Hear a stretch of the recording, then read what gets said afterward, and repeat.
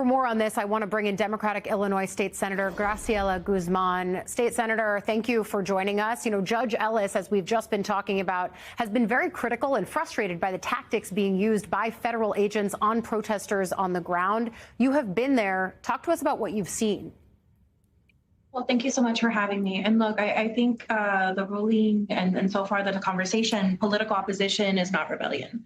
And I would argue, given the tactics that have been widely employed of our community, you know, just last week, I give this as an example, tear gas being deployed as church was letting out. Tear gas is actively being deployed within feet of our schools, of our emergency departments, you know, outright in the community. We've seen violent acts of aggressions against community members.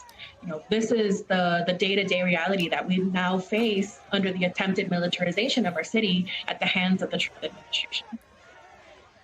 I just think there's also this larger question that we're grappling with, whether it's in Chicago or other cities that have seen National Guard and increased ICE enforcement, the idea of oversight. And Judge Ellis even said that officers should have body cameras and turn them on. But in response, a spokesperson for the Department of Homeland Security said that requiring them to wear the cameras would be, in their words, an extreme act of judicial activism. What is your response to that? Police forces across the country have body cameras, and for good reason.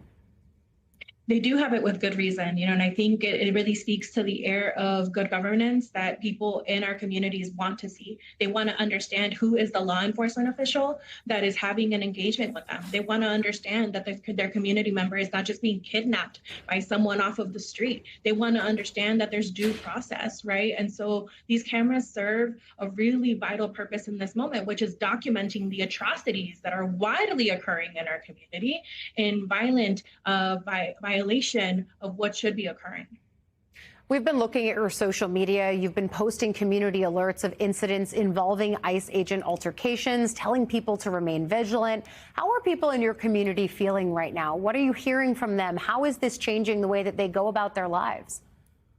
You know, people right now are really, really scared, right? They're making calculated decisions about their ability to go to school, to go to healthcare, to go to work, a lot of things that folks like me and others don't have to question in their daily existence. But for all of that fear, I am also seeing an unprecedented swell of community members that are resisting, that are organizing to keep each other safe, that are organizing walking buses, that are out there on the streets protesting. We had over 300,000 Chicagoans and Illinoisans join No Kings this weekend, and that's not without reason. There is the most unpopular reaction to this president, to his tactics, for a reason. It's because we do not want ICE in Chicago. We do not want ICE in Illinois. We do not want the active break that they are attempting to do to our democratic process and our ability to protect each other's constitutional rights. So we are having this reaction for a very firm reason, that democratic cities like ours will not cave to the authoritarian will of who we have in the White House in this moment.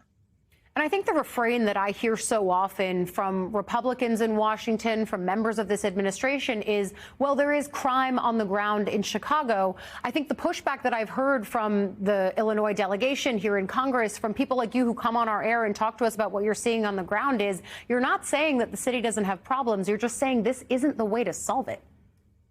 Well, I would actually posit that in the state and in the city, we were seeing a reduction in crime thanks to the violence prevention investments that we have made. That keeps our community safe. Community being able to engage in the resources that they need, that keeps us safe. What does not keep us safe is tear gas being deployed actively as if it is a tool that is somehow meant to provide for all of the things that our communities need. What does not keep our people safe is the chilling effect that is being produced by ICE agents for folks that now have to question vital services every single day. What does not keep our community safe is ICE indiscriminately using these tools and discriminating against people that look like me, that have an accent that may be perceived to not be of this country, simply for that reason. Right? That does not keep our community safe.